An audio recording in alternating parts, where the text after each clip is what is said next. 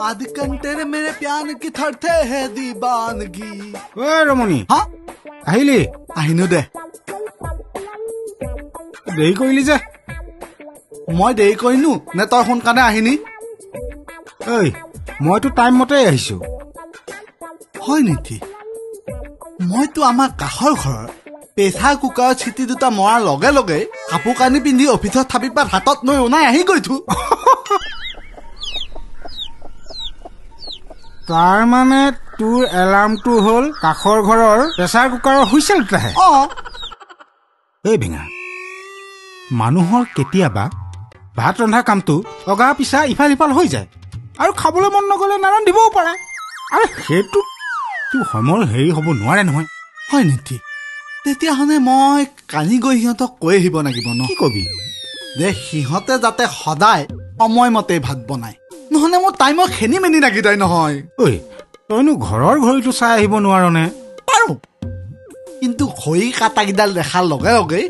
মোৰ মাছৰ কাঁইটকেইডাললৈ মনত পৰে আৰু মাছ খাবলৈ মন যায় আৰু প্ৰেছাৰ কুকাৰৰ মাতটো শুনিলে তোৰ খাবলৈ মন নাযায় দাই তেতিয়া কি কৰ তই আকৌ ভাতে কাঢ়ি মাৰি দিওঁ ভালে কৰিছ বুজিছ সেইকাৰণে মানে এইটো গাভিনী গৰুৰ দৰে ওলাই আহিছে ন হয় নেকি মই অফিচৰ পৰা আহোঁ ৰ তাৰ পিছত তোৰ লগত কথা পাতি আছো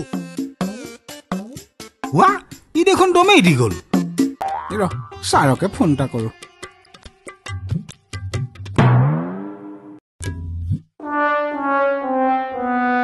হেল্ল' ছাৰ নবথোন কি হ'ল তুমি এনেকে উধাটো খাই আহিছা যে মই তেনেকুৱাই থাৰ ইমান দেৰি হ'ল তুমি অফিচ এতিয়ালৈকে যোৱা নাই যে গৈছিলো থাৰ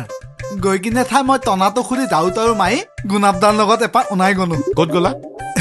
গুণাবদা আহিছে অফিচলৈ ৰৌদি আৰু কৰবিক নৈ আহি কিনে থাৰ কিমান দে কাহিনী শুনালে শুনাই কিনে সিহঁতক থব নৈ আকৌ ঘৰলৈ গ'ল সিহঁতক থৈ কিনে গুণাবদাই নিজৰ ঘৰত সোমালে থাৰ নিজৰ ঘৰত সোমাই মোক একাপ ঠাহ খোৱালে নহয় ঠাহ কাপ খাই মই আহি গলো গুণাবদাই বোলে ভাতকেইটা খাই আহিব তেওঁ ভাত খাই আহিব ন তুমি চাহ খালা হয় থাৰ বিৰাট ভাল লাগিলে ন থাৰ গোলাপদাৰ চাগে কাহিনী শুনিলা শুনিলো থাৰ তুমি এটা কাম কৰা হা তুমি আৰু অফিচ যাব নালাগে ডাইৰেক্ট গোলাপদাৰ ঘৰলৈ যোৱা তাত গৈ আকৌ চাহ খাই কাহিনী শুনা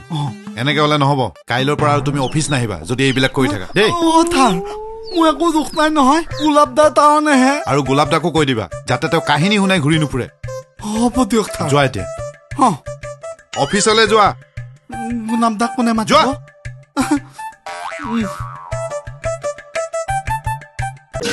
লাহৰি গাঁও পঞ্চায়ত